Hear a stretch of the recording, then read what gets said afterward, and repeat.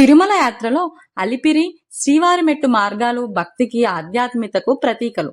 అలిపిరిలో 3550 మెట్లు, శ్రీవారిమెట్టులో 2388 మెట్లు ఉన్నాయి.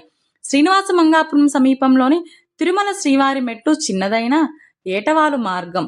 ఇది యాత్రికులకు 1.5 గంటల్లో పైకి చేరుకునే అనుభూతిని ఇస్తుంది. ప్రతి మెట్టుపై ఓం నమో నారాయణాయ అనుకుంటూ నడవడం ఒక అద్భుతమైన ఆధ్యాత్మిక అనుభూతిగా భక్తులు భావిస్తారు. అలిపిరి మార్గం 11 కిలోమీటర్ల పొడవు, సుమారు 3550 మెట్లతో ఉంటుంది. శ్రీవారి మెట్టు మార్గం 2388 మెట్లతో సుమారు 2 కిలోమీటర్లు పొడవు ఉంటుంది. త్వరగా కొండపైకి చేరుకోవడానికి సహాయపడుతుంది. అలిపిరి మార్గంలో ఉన్న మొదటి కొండ మెట్లను మోకాలి మెట్లు అని పిలుస్తారు. ఇక్కడ భక్తులు చెప్పులు లేకుండా నడుస్తారు. ఈ మార్గంలో నడవటం ద్వారా కాలినొప్పి తగ్గుతుందని, పాపాలు తొలగిపోతాయని భక్తుల నమ్మకం. శ్రీవారి మెట్టు మార్గాన్ని స్వయంగా స్వామివారు నడిచిన మార్గంగా భావిస్తారు. శ్రీవారి మెట్టు మార్గం పగటిపూట మాత్రమే తెరిచి ఉంటుంది. అలిపిరి మార్గం 24 గంటలు అందుబాటులో ఉంటుంది. శ్రీవారి మెట్టు మార్గంలో అరుదుగా చిరుతపులి సంచారం కూడా కనిపిస్తూ ఉంటుంది. కాబట్టి భక్తులు గుంపులుగా వెళ్లడం మంచిది. అలిపిరి నుండి వెళ్లే దారి అందరికీ పరిచయమన్నది. ఈ దారిలో వేగంగా నడిస్తే 4 గంటల సమయం పడుతుంది.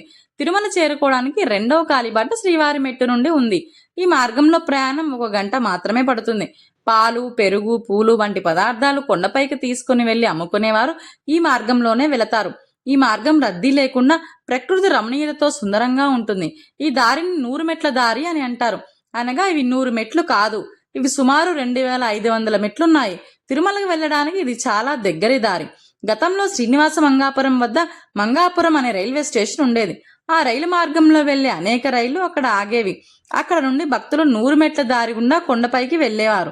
ప్రస్తుతం ఈ మెట్ల దారి అంత ప్రాచుర్యంలో లేదు. స్థానికులకు తప్ప ఇక్కడ మరొక మెట్ల దారి ఉన్నదనే సంగతి సుదూర ప్రాంతాల వారికి తెలియదు. 19వ శతాబ్ది తొలినాళ్లకు చెందిన ఈస్ట్ ఇండియా కంపెనీ ఉద్యోగి, యాత్రా చరిత్రకారుడు ఏనుగుల వీరాస్వామయ్య ఈ బాట గురించి తమ కాశీ యాత్రా చరిత్ర గ్రంథంలో వ్రాశారు. 1830ల నాటికే శ్రీనివాసుని పాదం ఇక్కడ ఉంది, పడమటి దేశస్థులు అక్కడ నుంచి ఎక్కుతారని ఆయన వ్రాశారు. సమస్య ఏమిటంటే దీనికి చేరుకోవడానికి రవాణా సౌకర్యాలు ఎక్కువగా లేవు. ఆంధ్రప్రదేశ్ రాష్ట్ర రోడ్డు రవాణా సంస్థ వారు ఇక్కడికి తిరుపతి నుండి చంద్రగిరి, శ్రీనివాస మంగాపురంల మీదుగా ఒక బస్సు నడుపుతున్నారు. దేవస్థానం వారి ఉచిత బస్సు సేవ కూడా రైల్వే స్టేషను, బస్టాండ్, అలిపిరి నుండి శ్రీనివాస మెట్టు వరకు అందుబాటులో ఉంది. లేదా శ్రీనివాస మంగాపురం చేరుకొని అక్కడి నుండి ఆటోలో వెళ్ళవచ్చు. శ్రీనివాస మంగాపురం నుండి శ్రీవారి మెట్టు సుమారుగా 6 కిలోమీటర్లు ఉంటుంది. ఈ దారి గుండానే వెంకటేశ్వరుడు వివాహానంతరం 6 నెలల కాలం అగస్తాశ్రమంలో గడిపి తరువాత తిరుమల చేరుకున్నాడని పురాణ కథ. అలిమేలు మంగను చేరడానికి దిగివచ్చే స్వామి ఒక అడుగు ఈ శ్రీవారి మెట్టుపై వేసి 2వ అడుగు అలిమేలు మంగాపురంలో వేస్తాడని ప్రతీతి. చంద్రగిరిని వేసవి విడిదిగా చేసుకున్న విజయనగర చక్రవర్తులు శ్రీవారి మెట్టు నుండి ఉన్న మెట్ల దారిలో తిరుమలేసిన దర్శనం చేసుకునేవారు. కృష్ణదేవరాయలు కూడా ఈ మార్గంలో అనేక పర్యాయాలు నడిచి స్వామిని దర్శించుకున్నారు. తిరుమల తిరుపతి దేవస్థానం ప్రచార లోపం వలన ఇక్కడ ఒక మార్గం ఉన్న సంగతి తిరుపతి స్థానికులకు తప్ప మిక్కిలి తక్కువ మందికి తెలుసు. 2 సంవత్సరముల ముందు వరకు ఈ మార్గంలో వర్షం వచ్చినా, ఎండ ఎక్కువైనా రక్షణకు పైకప్పు ఉండేది కాదు. తిరుమలకి కాలినడకన వచ్చే భక్తుల సంఖ్య రోజురోజుకి పెరుగుతున్న నేపథ్యంలో అప్పటికే తిరుపతి తిరుమల దేవస్థానం అధ్యక్షుడి చొరవతో ఈ మార్గాన్ని కూడా అభివృద్ధి చేశారు. పూర్వకాలం నుండి తిరుమల కొండకు 2 సోపాన మార్గాలు ఉన్నాయి. మొదటిది శ్రీవారి మెట్టు, దీన్నే 100 మెట్ల దారి అంటారు. ఇది శ్రీనివాస మంగాపురంలోని కళ్యాణ వెంకటేశ్వర స్వామి ఆలయం నుండి ప్రారంభమై కొంత దూరం మైదాన రహదారిలో సాగి కొండ పాద భాగానికి చేరి అక్కడ నుండి మెట్ల దారి ప్రారంభమవుతుంది. ఇది మొత్తం మెట్ల దారి, మధ్యలో ఎక్కడా మెట్లు లేకుండా ఉండదు. దీనికి 100 మెట్ల దారి అని పేరు. ఇందులో ఉన్న కేవలం 100 మెట్లు మాత్రమే కాదు, అనేక వేల మెట్లుంటాయి. కానీ చివరగా 100 మెట్లను ప్రత్యేకంగా జంటగా ఏర్పాటు చేసి ఉంచుతారు. ఇది చాలా దగ్గర దారి. గతంలో శ్రీనివాస మంగాపురం వద్ద మంగాపురం అనే రైల్వే స్టేషన్ ఉండేది. గుంతకల్లు, ధర్మవరం, మదనపల్లె, పాకాల మీదుగా తిరుపతి రైళ్లు వచ్చి పోయేవి. అదేవిధంగా తమిళనాడులోని కాట్పాడి, చిత్తూరు, పాకాల మీదుగా వచ్చిపోయే రైళ్లు ఉండేవి. ఈ రైళ్లు మంగాపురం వద్ద ఆగేవి. తిరుమలకు వెళ్లే యాత్రికులందరూ అక్కడే దిగి కళ్యాణ వెంకటేశ్వరుని దర్శించుకొని కాలినడకన 100 మెట్ల ద్వారా కొండపైకి వెళ్లేవారు. ప్రస్తుతం మంగాపురం రైల్వే స్టేషన్ లేదు. వీరందరూ తిరుపతి వరకు రాకుండా మంగాపురంలోనే రైలు దిగి 100 మెట్ల ద్వారా కొండపైకి వెళ్లేవారు. ఆ రోజుల్లో ఒకే ఘాట్ రోడ్ ఉన్నందున బస్సులు కూడా తక్కువగా ఉన్నందున ఎక్కువ జనం మెట్ల దారిని ఆశ్రయించేవారు. 100 మెట్ల దారి దగ్గరనైందున వ్యాపారస్తులు ఎక్కువగా ఈ మార్గాన్ని ఎంచుకునేవారు. ఆ విధంగా ఈ 100 మెట్ల దారి ఆ రోజుల్లో బహుళ ఉపయోగంలో ఉండేది. ఇది పేరుకు మాత్రమే 100 మెట్ల దారి. అందులో సుమారు 3000 మెట్లున్నాయి. మధ్యలో కొంత దూరం కూడా కాలిబాట ఉండదు. అలిపిరి మెట్ల దారిలో లాగా అంతా మెట్ల దారే. రాను రాను రవాణా వ్యవస్థ పెరిగినందున యాత్రికులందరూ తిరుపతికి చేరి అక్కడి నుండి తిరుమలకు వెళ్ళనారంభించారు.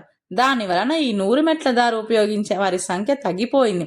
ప్రస్తుత చిల్లర వ్యాపారస్తులకు అనగా కూరగాయలు, పాలు, పెరుగు, పండ్లు మొదలైన వాటిని తట్టలపై తెచ్చేవారు స్థానికులు తప్ప ఈ మెట్ల దారి గుండా నడిచేవారు ఎక్కువ లేరు. దూర ప్రాంతాల వారికి ఇలాంటి మెట్ల దారి ఒకటి ఉన్నదనే సంగతి కూడా తెలియదని పరిస్థితి. గతంలో ఉన్నట్టు మంగాపురం వద్ద రైల్వే స్టేషన్ పునరుద్ధరించి అన్ని రైళ్లను ఎక్స్ప్రెస్ రైళ్లతో సహా అక్కడ ఆగితే ఈ 100 మెట్ల దారి తిరిగి పూర్వ వైభవాన్ని పొందగలదు. తిరుపతి రైల్వే స్టేషన్ ఉన్న కొంత రద్దీ కొంతమేర తగ్గగలదు.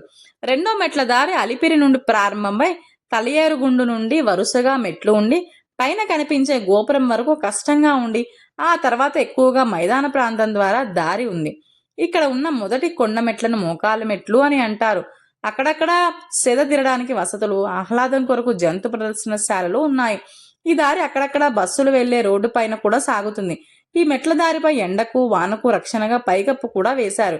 ఇది చాలా దూరమైన ఎక్కువగా ఈ మెట్ల దారి ద్వారానే ఎక్కువగా భక్తులు వెళుతూ ఉంటారు. మొక్కుబడి ఉన్నవారు ఎక్కువగా వెళుతుంటారు. ఈ మెట్ల దారి ద్వారా నడిచి వెళ్లే వారికి మరొక సదుపాయం కూడా ఉంది. అదేమంటే యాత్రికుల సామానులు అలిపిరి వద్ద అందిస్తే దానిని ఉచితంగా కొండపైకి చేర్చి ఎవరి సామానులను వారికి అప్పగించే సౌకర్యం ఉంది. దీనిని ఉపయోగించుకొని యాత్రికులు సామానుల వెంట తీసుకెళ్లకుండా సునాయాసంగా మెట్లు ఎక్కి వెళ్ళగలుగుతున్నారు. వీరికి మరో సౌకర్యం కూడా ఉంది. ఇలా మెట్ల దారి ద్వారా కాలినడకన వచ్చే వారికి శ్రీవారి దర్శనానికి ప్రత్యేక ఏర్పాట్లు ఉన్నాయి. ఇన్ని కారణాల వల్ల ఈ మెట్ల దారి దూరమైన ఈ మెట్ల దారికే ప్రస్తుతం అందరూ వెళ్తూ ఉన్నారు. గతంలో యాత్రికులు శ్రీవారి మెట్టు వద్ద గల 100 మెట్ల దారి గుండా పైకి ఎక్కి దైవ దర్శనానంతరం తిరుపతి వైపు ఉన్న మెట్ల దారి గుండా కిందికి దిగి వెళ్లేవారు. ఆ విధంగా 7 కొండలోనూ కాలినడకన ప్రదక్షిణం చేశామని భావించేవారు. పూర్వకాలంలో కడపలోని దేవుని గడప శ్రీ వెంకటేశ్వర ఆలయం నుండి సరాసరి మైదాన దారి మెట్ల దారి ఉండేదని దానికి ఆధారంగా అక్కడక్కడ ఇప్పటికీ కొంత భాగం మెట్ల దారి కనబడుతుందని అంటారు. ఇది అత్యంత దూరమైనది. రవాణా సౌకర్యాలు లేని ఆ రోజుల్లో ఈ సుదూర మెట్ల దారి వాడుకలో ఉండేది. ప్రస్తుతం అది పూర్తిగా కనుమరుగైంది. ఆ రోజులో రాయలసీమ జిల్లాల వారికి ఈ సుదూర నడకదారి దగ్గర దారి రవాణా సౌకర్యాలు బాగా పెరిగినందున దాని అవసరం ప్రస్తుతం లేదు.